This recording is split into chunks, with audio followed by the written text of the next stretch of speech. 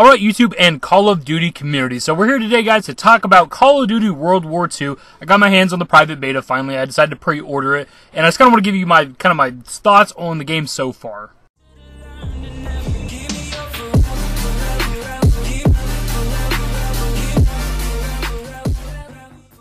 Now, before we get into it, the gameplay is a little rough. I'm still kind of learning this game. I'm not the best at it. It's kind of different transitioning from like 3 years of boosting around and flying around to back to boots on the ground. It's been a while for ya boy. This is also the first time I've recorded gameplay like live for a video instead of using like theater mode, because obviously the beta does not have theater mode, or I'd have better gameplay. I didn't want to use like Black Ops 3, gameplay for this video. That wouldn't make a whole lot of sense. To start out, we'll hit you with a couple of positives. I think, the graphics are fine. The maps, I don't hate them. I've heard people kind of hate on the maps. They're interesting to me. It does feel good to be back to boots on the ground. It's going to take me a while to transition. I still find myself like trying to double tap A to, boost out of the way when somebody shoots me in the back and stuff. It is a little rough. I do like the shitty dolphin dive now because I'm used to running and knee sliding.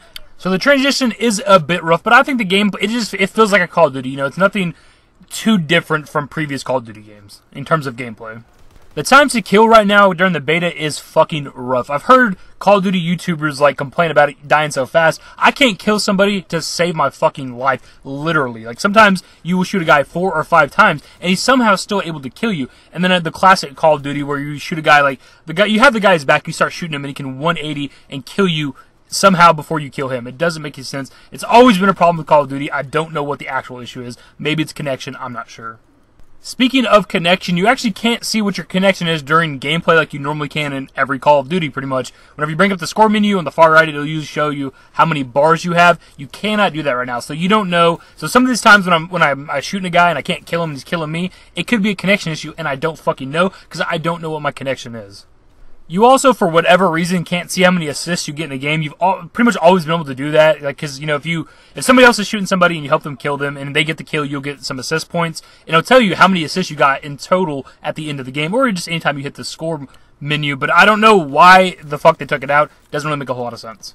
A lot of Call of Duty YouTubers are hating on the incendiary rounds. You're seeing me use them right now. And as you can tell from this gameplay, they're either super broken or they're fucking terrible. And that's just shotguns in general, dude. Shotguns seem so fucking weak right now during the beta. They need some sort of a buff, because there's times where a guy is right in front of me. I hip fire a lot with shotguns. That's really the best way to use them. The aim down sights is probably better, of course. But anyway, I hip fire a lot with my shotguns. The guy's right in the middle of my fucking crosshairs, and I don't even get a hit marker. That doesn't make any damn sense, dude. There's a fucking spread to shotguns. There's no way nothing hit them. And then with these incendiary rounds, dude, I'll hit a guy right in the chest with these incendiary rounds, and he'll survive it somehow. And that doesn't make a whole lot of sense either.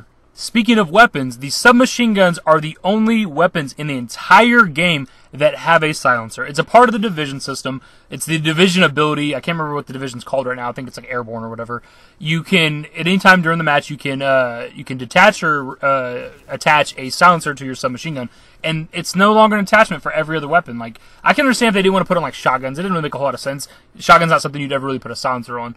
But for like assault rifles, they should have silencers, and for like sniper rifles, they should have silencers. But they don't. Only one weapon class in this entire game has silencers, and that just seems a little stupid to me. It can almost be overpowered. I know in competitive Call of Duty, nobody really runs silencers because you want as much range and damage as possible. So in a competitive sense, it's not that big a deal, but it is still a problem that you limit a silencer to one specific weapon category, and that's it. Like every Call of Duty before this, you've been able to put a silencer on most weapons. Not every weapon, but most weapons.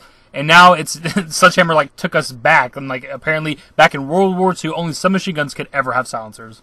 One positive and negative about this game is, well, they introduced, if you look up to the top left, you can see that the area I'm running through has a specific name, which is good for a competitive sense and even a casual sense, because back in previous Call of Duties, before Infinite Warfare, there was just like kind of a general name that everybody knew what to call the buildings and things and locations, and we just kind of made it up, and that was the thing. But now there's official names for these things. Since Infinite Warfare, one of the few things that Infinite Warfare added that are great to the series, and your characters will call this out sometimes. They'll be like, hey, enemies running through library, enemies running through barn or house or whatever the case. And your characters are super fucking loud in this game, dude. Like, almost too loud. I understand you're, like, kind of in a war setting, so you probably do have to scream anyway. But I feel like if I was trying to fight for my life and survival, I wouldn't yell as loud as some of these characters do. And one of the issues with this screaming, of course, is that the enemy can hear you. And the other thing is, when you're running around, you can hear the enemy characters screaming out, doing call-outs for their team as well. And there's no way to distinguish distinguish if it's an enemy yelling or if it's one of your teammates yelling. So you might hear one of the characters yelling a call out and think it's safe to run around the corner because it's like, oh, one of my teammates are calling out something, and it's actually a player on the other team that's fucking screaming, and you get shot in the fucking side or back. Don't get me wrong, this is great to have just random characters on your team yelling out call-outs so that you don't even have to be in like the lobby chat, party chat, game chat, nothing like that, because you can get call-outs from the characters, but it's an issue when you can hear the teammates screaming it out, and how loud your character screams is an issue too, because it gives away your position. Speaking of giving away position, people kill me all the time just because they kind of look left and my name pops up at a distance. I don't know if this is a gameplay issue, if maybe there's like a perk or something in the game that allows this to happen. But I watch kill cams a lot, and it happens to me too. I'll be kind of turning and I'll see like somebody's gamer tag pop up in the distance, and I'll aim, with my assault rifle and kill them across the map. And it's stupid. It shouldn't be like that. It shouldn't be able to like see people's gamer tags. Some other issues I have is, for some reason, the minimap being a circle is just a fucking problem, dude. And it's super zoomed in. It needs to be zoomed out a little bit. And it needs to be a square. I don't know why. It just needs to be. There's something wrong with it being a circle. It's always been a square as far as back as I can remember. Another issue with the minimap is distinguishing your teammates from your party members. Because me and my brother play a lot, and like the normal teammates are like a bluish green color, and your party members, people that are in a party with you, are like a green like color. So like there's not a whole lot of difference between them, and it's kind of hard for me to tell because I like to give callouts when we're in party chat of where an enemy is relative to my fucking party members, and it's kind of hard to tell where they're at sometimes. Another problem, and this has mostly been a negative video, is when you're in the pre-game lobby, it shows everybody who's in the game, in the lobby, all on screen at the same time, just kind of standing around each other, and you don't know who's on what team, and that is a fucking huge issue, because if you get done with the game, and you all got destroyed, and you had shitty people in your team, you don't know if they're on your team again. Like, it may be like all the max level dudes on the opposite team, and you got all the noobs on your team, so you're obviously going to get wrecked, and that's a situation where you'd want to back out, and there's no way of knowing right now. It might just be a beta thing, hopefully it's not in the final game. As for the divisions, I don't entirely mind them. It sucks not having like a pick 10 where you can't create your class as much as you'd like to, but I don't mind them. I like the progression system, how you level up a division, you essentially get like another perk or two, depending on what the ability is. I don't mind that entirely, but certain things are locked behind certain divisions. Like I said previously, the silencer is specific to the airborne division. A ghost-like effect where you hide from like the enemy UAVs or recon planes, that's locked behind mountain. You gotta be like mountain level 2 to have that ability. So you can't have like a ghost effect unless you run the mountain division. Something else I have a huge problem with is secondaries. You are literally forced to run a pistol unless you want to give up your only basic training. You can only have one basic training active to be able to run launchers so that you can shoot down enemy like recon planes or any kind of other things that are in the air. And that's a huge problem. I'm used to running my primary weapon and a launcher for my secondary, and I don't want to have to give up the only basic training, which is the only real choice you have other than the division for what you want to have for your class. Like, I got to give up like my hustle basic training or whatever that allows me to reload faster, essentially what fast mags used to be. Certain fucking perks and what used to be attachments are now locked behind like basic training and division levels. That's kind of weird. But yeah, the basic training allows me to reload faster. I have to give that up just to run a launcher so I could shoot down enemy aircraft. It's kind of stupid. Which to me makes the recon plane, or what used to be the UAV, kind of stronger than it's ever been, because it's like if you're not running the launcher thing, if nobody on the enemy team is running the launcher basic training, you don't have to worry about your fucking shit really ever being shot down, and that just kind of makes the UAV strong. And the fact that Ghost is locked behind certain divisions just makes the recon plane inherently strong, because if you're not already running the mountain division or running the launched basic training, there's no way to counteract the fucking recon planes. So you're just on the radar and they can see where you are at all times, and it's just kind of a problem.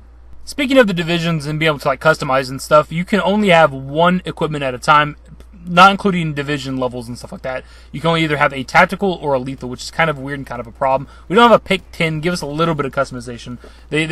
Now you have to like level up the expeditionary division just to be able to carry a tactical and lethal. It's kind of cool. It happens to be the division that I use like the most, so it's really not a problem for me personally, but it is an issue. It's kind of weird that I can't run a tactical and lethal in other classes. Other customization things that I have a problem with is like you can only customize your character's outfit and the entire outfit like as one thing at a time, or their face. Like, there's two things you can customize for visuals. Some people won't care about this. Especially after Advanced Warfare, I've been kind of spoiled being able to customize the way my character looks entirely because of Advanced Warfare, which is something I enjoy, and I praise Sledgehammer for. Like, with Advanced Warfare, you can change, like, your boots, your pants, like, your shirt, your helmet or your head, whatever it was, and, like, the way your character looked. Like, that was kind of cool to me. I enjoy that. I'm somebody who likes customization in video games. So hopefully this might just be, like, a beta thing. I hope there's more options for visually customizing your character. But I also don't really know how that shit's going to work because the way your character looks depends on your division. So it's going to be kind of weird how outfits are going to work and things like that, because it's like you have to use a specific division, just use this specific outfit for your character, I think is how it's going to work. Something else I found kind of weird, and it's not necessarily a negative thing, and correct me if I'm wrong on this, but I'm pretty sure Black Ops 3's beta had actual like supply drops and stuff, because you earn crypto keys and stuff. I'm pretty sure you could open up supply drops. Of course it didn't matter because it was just the beta, so it didn't carry over to the final game, but I think it did. I could be wrong, but it's kind of interesting to not see the supply drops, at least to fuck around with for World War II. Going back to the division system, I do kind of like it. Like, it's like 50-50 for me. I see the potential in it, but I've missed Pick 10. We've had that forever. It seems kind of weird not to have that anymore. But the division system, to me, is kind of reminiscent of Black Ops 1 with your perks. If you completed certain challenges for a perk, you could unlock a pro version that added additional effects. So, for example, Ghost in the older games, for one, just kept you off the radar constantly. You didn't have to move around like you do in the modern games. But with the pro version of Ghost, whenever somebody like put their crosshairs over you, your gamer tag would not pop up. And I feel like there might be something else, I don't remember, but that's one of the additional effects for sure of Ghost Pro. So it kind of reminds me of that. It's like if you level up this division, you keep getting more and more bonuses, which is kind of interesting. And if you can max out a division, you essentially do have like a pick 10, because you're gonna have all these different effects and stuff if your division's maxed out. Which actually adds something to Call of Duty that we haven't had for multiplayer as far as I can ever remember, and that's a reason to actually grind. Because this gives you significant advantages over somebody. If you're playing against somebody whose division is a level or two below yours, they're not going to have all the things that you have. So there's actually a grind to Call of Duty now, which I see the potential in that, because that to me is actually fun. I want to get all these advantages, have my divisions be stronger than somebody else's.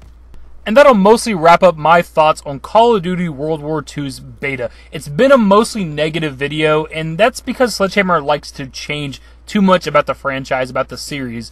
Birdman actually talked about that in one of his recent videos, and it kind of opened up my eyes, something I never really realized. With Advanced Warfare, they changed the landscape. That's because of Sledgehammer Games. We got the fucking boosting, the wall running, and the supply drops, which have been like all fucking negative things. I don't mind so much the boosting and the wall running. I've got used to playing that. Supply drops are obviously a problem.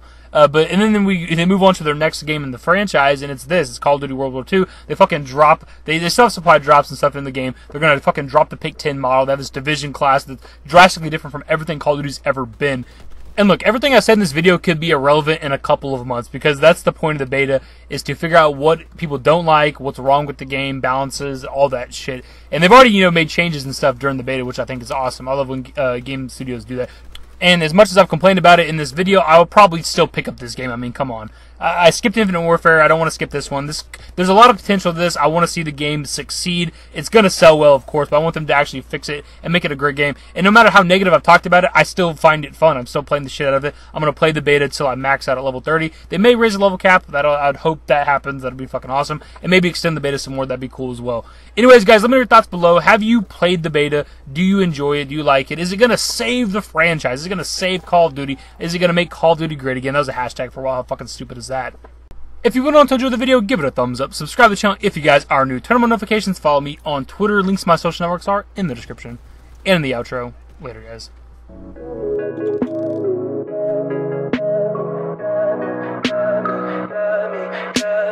Tell me pretty lies, look me in the face. Tell me that you love me, even if it's fake, 'cause I don't fucking care.